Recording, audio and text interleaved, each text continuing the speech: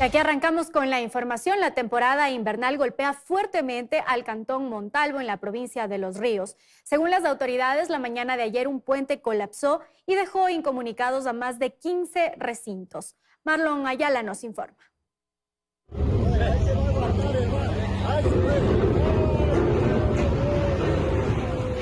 Era el momento exacto cuando un puente en el cantón Montalvo que conecta al recinto La Vitalia no soportó los embates del río Cristal y una de sus bases cedió ante la fuerza de la corriente. Ante esto, varios habitantes llegaron sorprendidos y molestos frente a las autoridades. Sí, esto es lamentable lo que ha pasado con nuestro cantón y esto se podía haber preveído, porque hace 4 años estaba el río así, siempre se ha puesto así. Que le habían hecho unas bases en medio. Ahí sí era de aguantar el puente, pero ahora ya no. Pues. Que es algo que lamentar lo que nos pasa acá en nuestro pueblo de Montalvo. Mire, el puente acá es por falta de prevención. Cerca de 15 recintos se ven afectados con el colapso del puente sobre el río Cristal en la ciudad de Montalvo. Ellos tendrán que viajar cerca de 1 hora por San Nicolás para llegar al centro de la ciudad. Tenemos una infinidad de recintos y una cantidad de población bastante alta que en este momento se encuentra prácticamente incomunicada. Que no habían nunca piloteado, sino que lo construyeron encima de la tierra.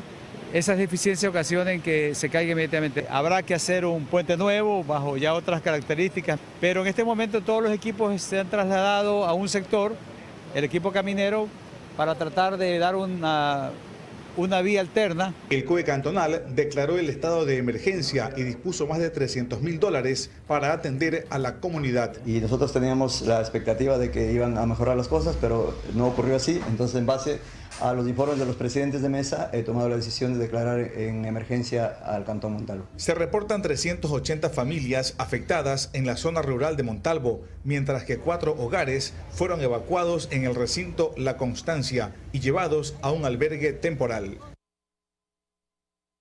Y en Chone, provincia de Manabí, al menos a $8 millones ascienden las pérdidas provocadas por las inundaciones. En algunos sectores el agua empezó a bajar. El gobierno anunció que se destinarán $11,3 millones para trabajos de limpieza en los lugares más afectados. La limpieza de canales, ríos y operación con maquinaria pesada son urgentes en varias localidades. El Ministerio de Transporte y Obras Públicas anunció que ya se encuentran en el lugar 14 maquinarias de esta cartera de Estado. También trabajan junto con 60 personas de microempresas, quienes realizan el retiro de maleza, desalojo de escombros y limpieza de señaléticas, cunetas y alcantarillado. Así también, cantones de la provincia del Guayas continúan severamente afectados por las fuertes lluvias. Milagro, por ejemplo, se declaró en emergencia ya que el 90% del cantón está bajo el agua. Luis Alfredo Zúñiga nos tiene un informe. Las intensas lluvias continúan causando fuertes estragos en diversos puntos de Guayas. Y este viernes, Milagro se convirtió en el primer cantón de la provincia en declararse en emergencia.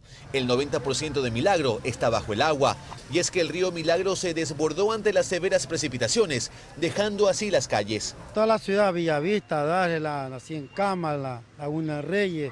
La declaratoria de emergencia se da ante la preocupación de una posible crisis sanitaria debido al deterioro de vías y la imposibilidad de recoger los desechos sólidos. El sistema de alcantarillado ha colapsado, también se ha afectado el comercio. Al tener miedo a salir, las ventas bajan. No sé hasta dónde vamos a llegar con esta situación. La alcaldía de Milagro señala que pedirá al gobierno central que se liberen recursos para atender la emergencia, mientras se trata de evacuar a los afectados. La situación no es fácil, estamos en un cambio administrativo. Ya por ley no podemos nosotros aprobar presupuestos nuevos.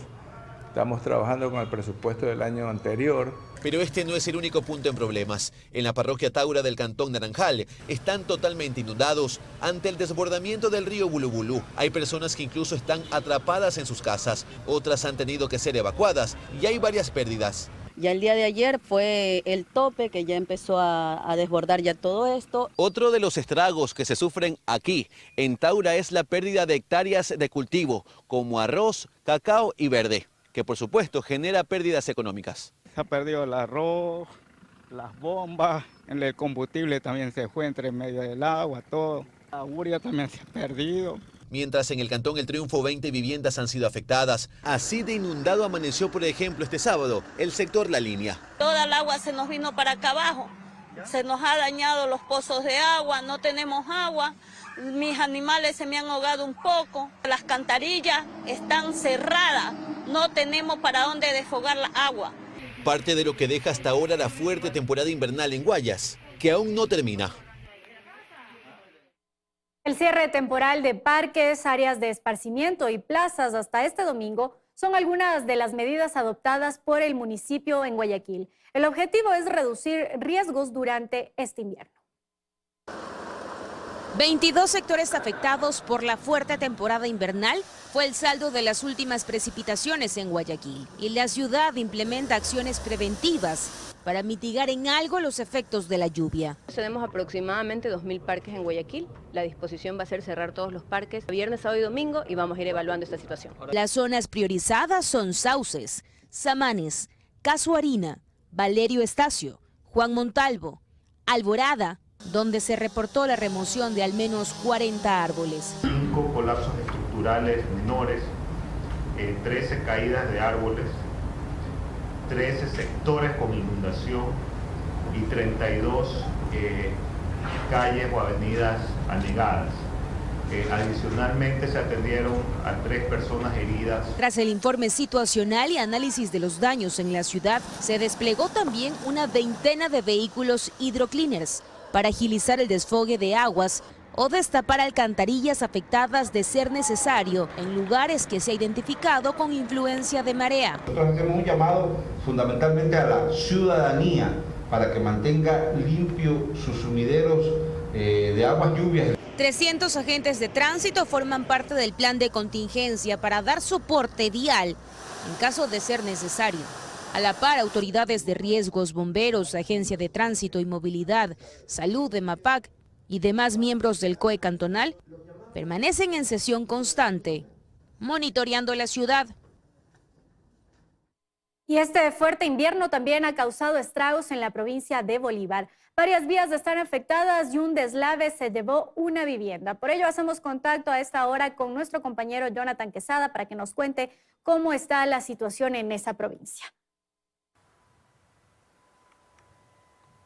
Belén y amigos televidentes, muy buenas tardes. Sí, las fuertes y constantes lluvias también han azotado a la provincia de Bolívar. Deslaves como el de gran magnitud acá en el sector de Vilobán fue muestra de la fuerza con que el invierno también se ha hecho presente en esta provincia. En la siguiente nota les contamos más detalles.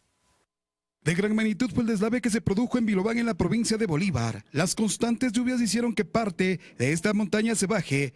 Una vivienda fue afectada, mientras que otras están en peligro. A la hora era la 1:30, yo estaba dentro de la vivienda con mi nena y dando gracias a Dios avancé a salir y lo que yo perdí son puras cosas materiales. Personal del Cuerpo de Bomberos evacuaron varias familias, ya que las casas están en inminente riesgo, pues el lodo ha provocado daños en la estructura. La familia se encontraba dentro, gracias a Dios no hay que lamentar pérdida de vidas humanas. Sin embargo, pues se realizaron labores de rescate desplegando un personal de bomberos al sitio. Seguimos ayudando y lo que hicimos es una remoción de escombro, ayudando a rescatar los pocos enseres, por lo menos para aliviar un poco el dolor de la familia damnificada. Otro de los sectores afectados fue la vía San Pablo-Chillanes. Aquí, alrededor de unos 10.000 metros cúbicos de lodo y maleza obstruyeron la vía. Ya que el colapso de las vías no es solamente aquí en el sector de Sicoto, sino también en la vía Guaranda-Balsapamba, Guaranda-Echandía, la vía Chillanes-Bocay. Maquinaria del MTO permanece trabajando en los diferentes puntos en toda la provincia. Las vías acá en la provincia de Bolívar están parcialmente habilitadas, por lo que el Ministerio de Obras Públicas y la Policía pide a quienes transiten por esta provincia que lo hagan con cuidado. Esto es cuanto les podemos informar hasta esta hora, compañeros. Regresamos contigo, Belén, en estudios. Buenas tardes. Buenas tardes, Jonathan. Gracias por ese completo informe. Mientras tanto, el Ministerio de Salud Pública reporta ya la primera muerte por leptospirosis en Santo Domingo de los Áchilas este 2023. Se trata de una mujer. En rueda de prensa este domingo, la cartera de Estado detalló que hay 54 casos más en el país y están en las provincias de Guayas, Manabí y Santo Domingo. La leptospirosis se contagia tras tener contacto con roedores y los síntomas son fiebre, dolor de cabeza, náuseas y vómito. El clima extremo pone 13:16, seguimos con más noticias. El presidente del Consejo de la Judicatura, Wilman Terán, responsabilizó a la Fiscalía por la liberación de los 13 presuntos delincuentes detenidos por extorsionar a un comerciante en Quito. La Fiscalía respondió en un comunicado diciendo que las partes policiales tardaron demasiado en ser entregados al agente fiscal de turno. Alberto Luna tiene los detalles. La liberación de los presuntos delincuentes involucrados en la extorsión a un comerciante en Quito provocó un cruce de acusaciones entre autoridades de varias entidades del Estado. 2 jueces concedieron medidas sustitutivas a los sospechosos y esto generó una serie de críticas a su actuación. Sin embargo, el presidente del Consejo de la Judicatura, Wilman Terán, responsabilizó a la Fiscalía General del Estado. Luego de las verificaciones pertinentes, se evidencia que la Fiscalía no presentó los elementos suficientes para que el juzgador dicte prisión preventiva contra 2 de estos ciudadanos, existiendo incluso visos de violación a los procedimientos, como lo revela el propio expediente. Frente a esto, la Fiscalía difundió un comunicado en el que explica cronológicamente que se desarrollaron 2 audiencias de formulación de cargos y que en ambos casos los partes policiales llegaron cuando faltaban pocos minutos para el inicio de las audiencias y que por eso la agente fiscal no pudo sustentar adecuadamente su solicitud de prisión preventiva contra los aprehendidos. Y añadió lo siguiente: sin el parte policial no se pueden disponer pericias que se convierten en los elementos de convicción sobre los que se sustenta la formulación de cargos. El director nacional de la DINASET, Freddy Zarzosa, explicó que la demora en la elaboración de los partes se debe a que fueron detenciones en cadena, una después de otra, y que por eso era necesario realizar varias pericias. En base a las diferentes informaciones que se iban generando durante las 24 horas. Y en horas de la mañana ya del 9 de marzo ya se tenía aprehendidas a las 12 personas y luego de eso viene otro procedimiento, o sea, es un procedimiento de ir a medicina, al departamento médico legal con la finalidad de que le saquen los certificados médicos a los aprehendidos. Posterior a eso, el registro de las huellas de cada uno de los aprehendidos. 24 horas es un periodo muy corto. Como director de la DINASET, el respaldo 100% a los oficiales investigadores que participaron en este hecho. El viernes, el ministro del Interior, Juan Zapata, criticó a los jueces por las medidas cautelares que dictaron a favor de los supuestos extorsionadores. Jaime Romero y Marco Tamayo, que son de acciones de flagrancia de Quitumbe, a las 2 de la mañana, con 15 minutos, pues les dejan prácticamente en libertad porque les dan una medida sustitutiva. Inclusive el presidente Guillermo Lasso informó vía Twitter que denunciará a los 2 magistrados. Pero el titular de la Judicatura enfatizó que ellos no fueron los responsables de la liberación de los 13 detenidos. Necesita que los otros actores, como la Policía Nacional, efectúen su trabajo de manera profesional. El Consejo de la Judicatura se suma a la lucha contra la delincuencia y crimen organizado, pero siempre exigiendo el debido proceso. En el comunicado de la Fiscalía se informó además que uno de los jueces dispuso que se oficie asuntos internos de la Policía Nacional para que se investigue la falta de diligencia en la entrega del parte policial de aprehensión y que se le informe sobre las sanciones que recaigan sobre los agentes suscriptores del mismo. En lo que va del 2023 se reportan ya 81 femicidios, esto según los datos que maneja el Ministerio de la Mujer. Karen Aro conversó con la titular de esta cartera de Estado y nos explica que están trabajando en la apertura de centros Violeta que servirán para la atención integral para víctimas de violencia. Según el análisis que hace la Alianza para el Monitoreo de Femicidios en el Ecuador, el 2022 fue un año mortal para las mujeres. Sus datos revelan que se cerró con 332 femicidios. Lo más alarmante, explica Geraldina Guerra, es que en 6 de cada 10 el femicida usó un arma de fuego. El nivel de peligrosidad de los femicidios en el último año es alarmante. Realmente nos tiene que dar un giro en la política pública para analizar el contexto y lo que está ocurriendo. En el país están circulando armas de manera libre y esas armas están siendo utilizadas para matar mujeres, niñas y adolescentes. Pero las cifras en lo que va de este 2023 ya preocupan a las autoridades. Según datos que maneja el Ministerio de la Mujer y Derechos Humanos, hasta el momento ya se han reportado 81 femicidios. Frente a ello, la ministra Paola Flores explicó que sus esfuerzos están enfocados en políticas de prevención y asistencia para las mujeres víctimas de violencia. Por asistencia mismo psicológica, damos una asesoría legal y también un trabajo en el ámbito social,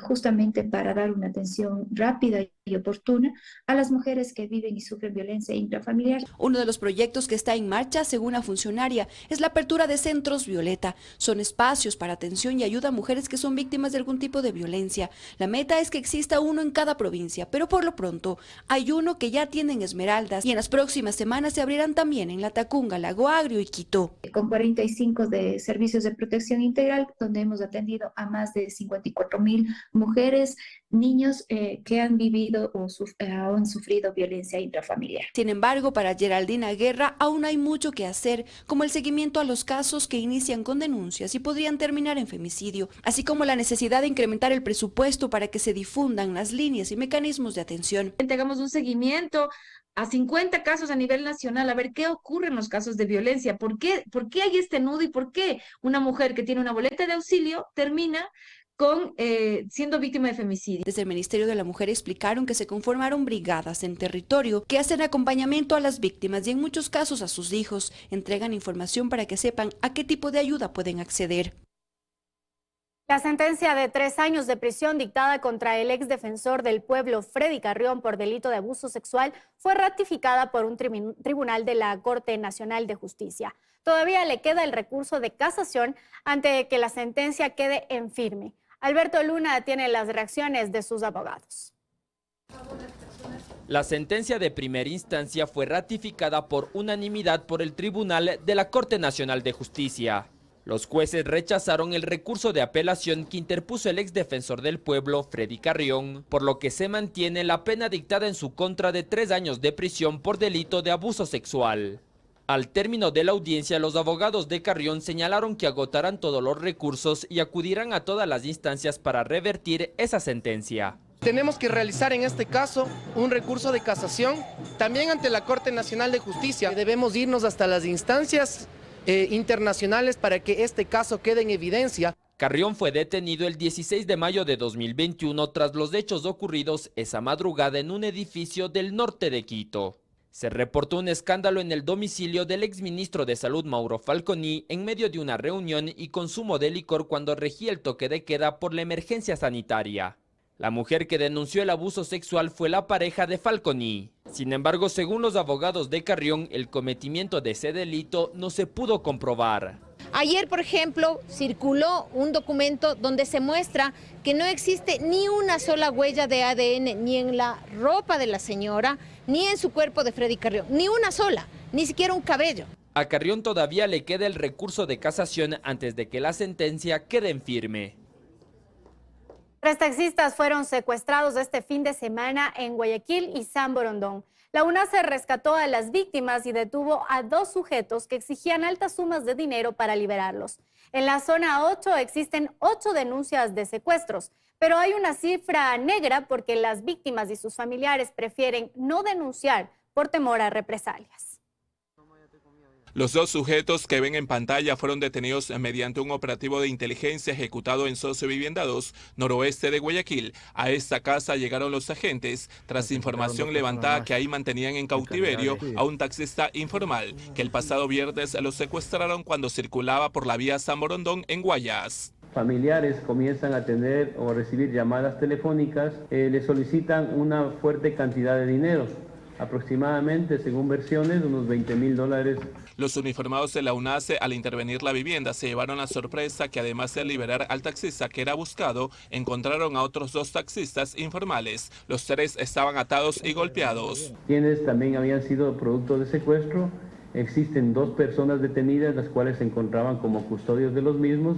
Son los últimos secuestros registrados durante las últimas horas. A los detenidos se les encontraron un arma de fuego y un cuchillo, utilizados para someter a las víctimas durante su cautiverio. Y ahora tenemos buenas noticias, el 100% de los secuestrados han sido liberados. Durante la rueda de prensa se dio a conocer que el viernes por la noche encontraron a la comerciante que fue secuestrada en su negocio ubicado en las calles Abel Castillo entre Maldonado y Calicuchima, centro de Guayaquil. Por ella los secuestradores exigían $70.000, dinero que no fue entregado por su familia. Los captores prefirieron dejarla abandonada en su vivienda al verse acorralados. Se realiza la liberación por presión, es decir, el delincuente se siente presionado, se siente perseguido por la Policía Nacional. Las autoridades indican que ellos manejan 8 casos denunciados de secuestros extorsivos en la zona 8, que abarca Durán, Guayaquil y San Borondón durante este 2023. Pero se deberían de sumar otros 10 eventos delictivos, también secuestros extorsivos acá en la zona 8, que en muchos casos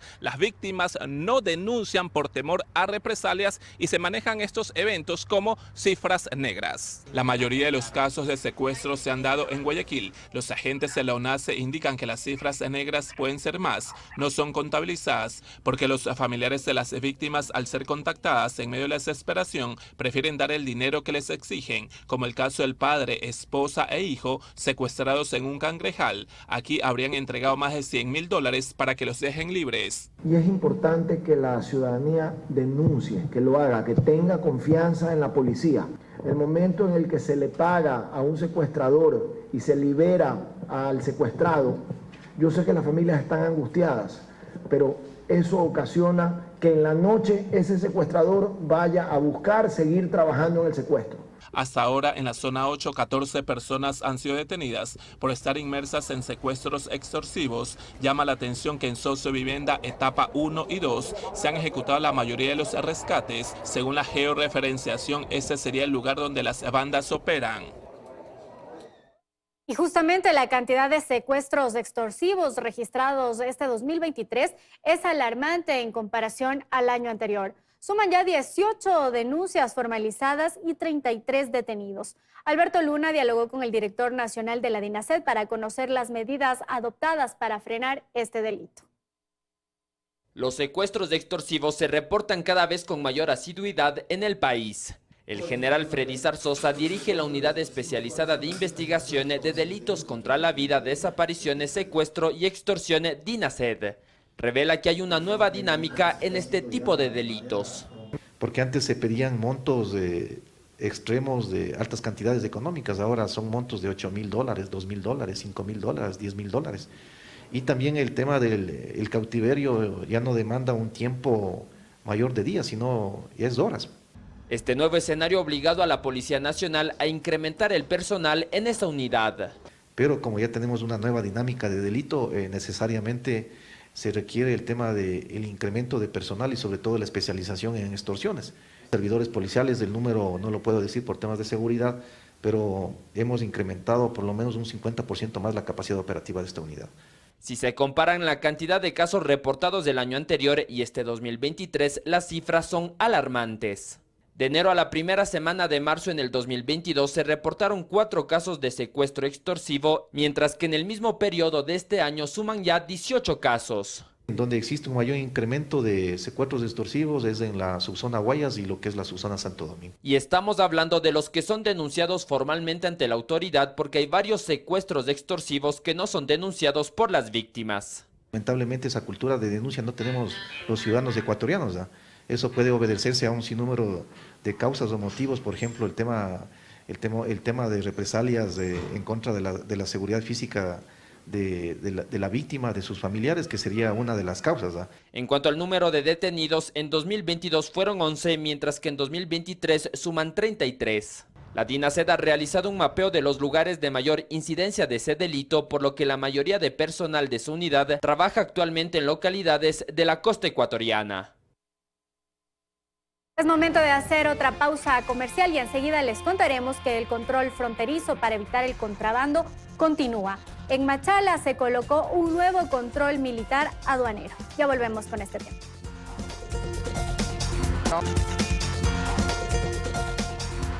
Gracias por seguir en nuestra sintonía, amigos.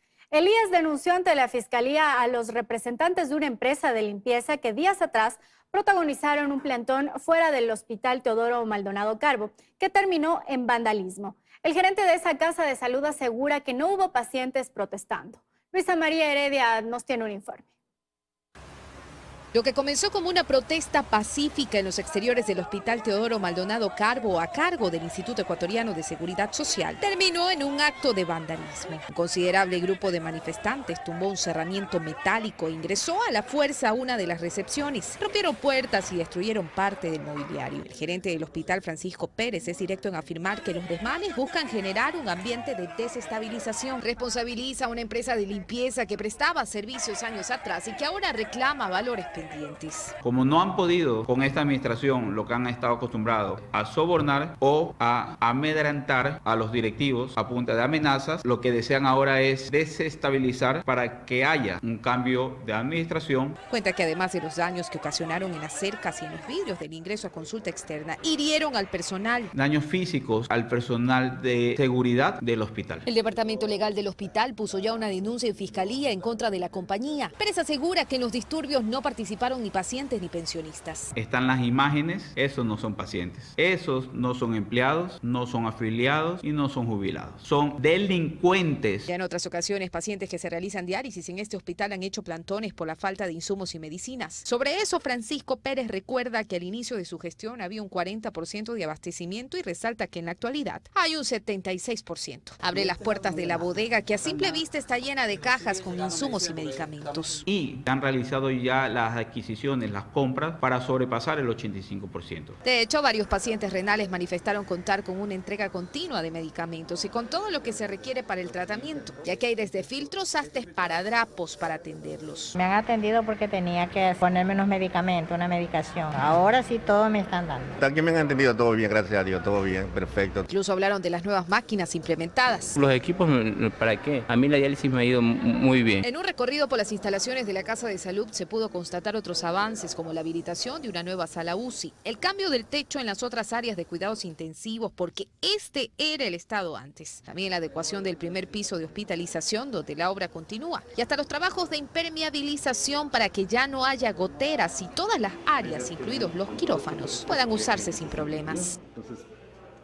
La Secretaría de Comunicación de la Presidencia de la República informó esta tarde que el jefe de Estado, Guillermo Lasso, fue diagnosticado con COVID-19. Según el comunicado publicado, el primer mandatario goza de buen estado de salud, pero por recomendaciones médicas deberá cumplir 4 días de aislamiento. Durante este tiempo, el presidente continuará cumpliendo con su agenda prevista y también seguirá ejerciendo sus funciones de forma telemática. La defensa de la viuda del general Gabela y el perito Roberto Mesa aseguran que no han sido contactados por la Presidencia de la República y que desconocen cómo avanza la conformación del comité que dispuso la Corte Constitucional se arme en este caso para la entrega de información. Karen Aro nos explica más en el siguiente reportaje. Según los cálculos que hace Ramiro Román, abogado de Patricia Ochoa, viuda del general Gabela, el plazo de 15 días que dio la Corte Constitucional a la Presidencia de la República para que conforme un comité y entregue información de este caso está por terminar en esta misma semana. Aclara que la sentencia de la Corte fue emitida el 9 de febrero, pero que el plazo empieza a correr desde la notificación, hecho que dice habría sucedido a la Presidencia el 17 de febrero. En la Presidencia de la República, los 15 días, tengo entendido, si están notificados el 17, si vemos que es de contar no plazo, sino término, como cuenta en la Corte Constitucional, se cumpliría el día martes de la próxima semana. Lo que sí asegura Román es que hasta el momento la Presidencia no les ha entregado ningún tipo de información al respecto y que desconoce cuándo emitirá la Corte el listado con los nombres de las personas que van a integrar el comité, pues así lo dispone la misma sentencia. Realmente no hay una contestación eficiente a la Corte Constitucional, menos a doña Patricia Ochoa o a su abogado defensor. Eso es lo que tengo que decir yo. Y espero que esas personas que vayan a confirmar el comité de comisión sean personas conspicuas y personas de credibilidad en este país. si no haremos la oposición respectiva. En la publicación de un diario nacional, el ministro de Gobierno, Henry Cucalón, asegura que están dentro del tiempo y que el comité debe estar compuesto por ciudadanos de la sociedad civil. De su lado, el perito Roberto Mesa, en una entrevista radial del pasado 10 de marzo, aseguró que con él tampoco se han contactado, pese a que la Corte dispuso que el comité debe coordinar con él la entrega de un nuevo ejemplar del tercer producto que se elaboró tras el asesinato de Gabela. Yo puedo dar certeza absoluta, como para que no quede ningún tipo de dudas, es que ese tercer producto se entregó en el tiempo que se tenía que entregar, a las autoridades que se tenía que entregar. El no cumplir con una sentencia de la Corte Constitucional puede acarrear consecuencias. El general Gabela, excomandante de la FAE, fue asesinado en Guayaquil el 29 de diciembre de 2010. Su nombre salió a la luz tras oponerse a la compra de los helicópteros DRUF.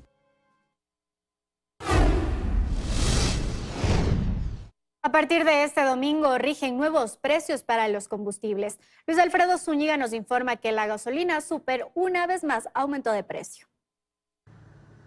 A partir de este domingo y como viene ocurriendo los 12 de cada mes, rigen nuevos precios para los combustibles en Ecuador, al menos para la gasolina Super y la EcoPlus, cuyo valor está liberado de acuerdo a las condiciones del mercado. Es así que la Super Premium de 95 octanos subió de precio, pasando de $4.05 a $4.07. Por el contrario, la EcoPlus de 89 octanos bajó de $3.13 a $3.03. La gasolina EcoPlus continúa en un plan piloto y se comercializa en estaciones de servicio de Guayas y Esmeraldas. Sobre estos nuevos precios, Ivo Rosero, presidente de la Cámara Nacional de Derivados de Petróleo, es determinante. No afecta en absoluto el consumo de ninguna de las dos gasolinas liberadas. Para Rosero, el elevado valor de la Super ha ocasionado que apenas tenga un 2.2% de participación en el mercado, y este nuevo incremento no ayuda. Los 2 centavos realmente no se van a sentir. Creo que el mercado ya se ha estabilizado en ese porcentaje, que son las personas que sí pueden pagar. Y aunque el EcoPlus bajó 10 centavos, dice Rosero que no afecta, pues su participación es aún menor que el de la Super. Ya anticipamos en junio o julio del año anterior que eso iba a ser un fracaso. Para comercializar ese producto se necesita una inversión de 25 a 30 mil dólares por estación, inversión que no se recuperará ni en 20 o 30 años, dada la escasa aceptación de este producto. Petroecuador informó también que cuenta con el stock suficiente de combustibles en sus refinerías, terminales de productos limpios y estaciones de servicio para abastecer de manera oportuna al consumidor final y atender la demanda interna, considerando que se normalizaron las operaciones con el levantamiento de la declaratoria de fuerza mayor que se dio por las afectaciones que generaron las lluvias. El precio de las gasolinas Extra y Ecopaís se mantiene congelado en $2.40 y el diésel a $1.75. Con un nuevo punto de control fronterizo ubicado en la vía Huaquillas-Machala, el Servicio Nacional de Aduanas del Ecuador intenta fortalecer las acciones para frenar el contrabando. En lo que va del año se han aprehendido cerca de $5 millones en productos contrabandeados. En Ecuador, la lucha contra el contrabando también se intensifica. Allá conocido recinto de control aduanero de Chacras, ubicado a 10 minutos de la frontera con Perú, donde agentes realizan inspecciones visuales y registros de mercaderías. Desde mediados de febrero se sumó otro punto estratégico de control. Se lo conoce como el telégrafo. Está a un costado de la vía panamericana, es decir, de la carretera que conecta la ciudad de Huaquillas con Machala, capital de la provincia del Oro. Javier Murillo, director distrital del Servicio Nacional de Aduana del Ecuador en Huaquillas, cuenta que la idea de colocar una patrulla 24 horas en ese lugar partió de un informe de inteligencia militar, pues mapeos realizados con drones han permitido determinar que justo a esa altura de la vía convergen varias trochas y caminos fronterizos irregulares. Es estratégico porque hay salidas de pasos clandestinos de algunos sitios, entonces obligatoriamente tienen que pasar por aquí. Solo en enero de 2023, SENAE aprendió $2,4 millones en productos contrabandeados. A la fecha, según Murillo, el monto supera ya los 5 millones. Nos ha dado muy buenos resultados, hemos realizado realizado decomiso de mercancías como perecibles, electrodomésticos, licores y otro tipo de productos que intentan ingresar ilegalmente al país. En el 2022 los decomisos superaron los 76 millones de dólares, lo que significó un aumento del 9% en comparación a 2021, cuando las aprehensiones sumaron cerca de 70 millones. Alrededor del 15% de lo incautado fueron zapatos, el 14% productos tecnológicos y accesorios como computadoras, y en tercer lugar aparecen los textiles, que sumaron el 12% de las incautaciones. En cuanto a modalidades, en la frontera sur lo que muchos hacen es tratar de camuflar los artículos que quieren contrabandear entre sus pertenencias personales, o contratar a quien lleve la mercancía por estos pasos irregulares. Y peor aún, aventurarse a transitar también por esas trochas, pase lo que pase. Es mejor trabajar de forma legal y no correr los peligros que por la delincuencia y el narcotráfico están pasando cuando intentan ingresar las mercancías por los pasos ilegales. Cigarrillos, licores, medicinas y otros insumos, así como frutas y demás comestibles, al igual que vehículos y partes de vehículos, son otra clase de mercancías que también la aduana constantemente decomisa. Y en buenas noticias les contamos que Carchi le apuesta a la diversificación de producción agrícola con el cultivo y exportación de brócoli al mercado japonés. Este es un ejemplo de asociatividad que intenta cambiar el monocultivo y fomentar la agroindustria en esa provincia. Jairo Jacome nos tiene un informe. El proyecto nació hace 2 años en la parroquia La Paz del cantón Montúfar, donde actualmente se cultivan 15 toneladas semanales de brócoli para exportación al mercado asiático, aportando a la reactivación económica local. Sí se puede producir en Carchi este tipo de calidad de brócoli y acabamos de enviar entre domingo a miércoles 9 toneladas ya de brócoli para la planta y eso va directamente a los mercados asiáticos. La meta es exportar 40 toneladas semanales. Por ello se aglutina a todos los agricultores interesados en diversificar sus cultivos para cubrir la demanda actual y formar parte de este emprendimiento que se abre espacio en el mercado nacional e internacional. Lo que se trata es de cambiar la matriz productiva y un poco el chip del agricultor carchense que solamente está acostumbrado a los cultivos tradicionales, sino más bien diversificar el tipo de cultivos, como en este caso con el brócoli. En la actualidad, el brócoli cultivado en Carchi se envía al centro del país para su procesamiento y empacado, pero a futuro se espera contar con una planta propia en la provincia para masificar la producción y atraer la agroindustria que permitirá generar fuentes de empleo. Por ahora se va hasta Lazo, en la provincia de Cotopaxi, allá está la planta, pero la idea es de que esa planta esté aquí, en Carchi, aquí en la provincia, brindando de igual manera este servicio y obviamente generando empleo, que es lo que más nos interesa.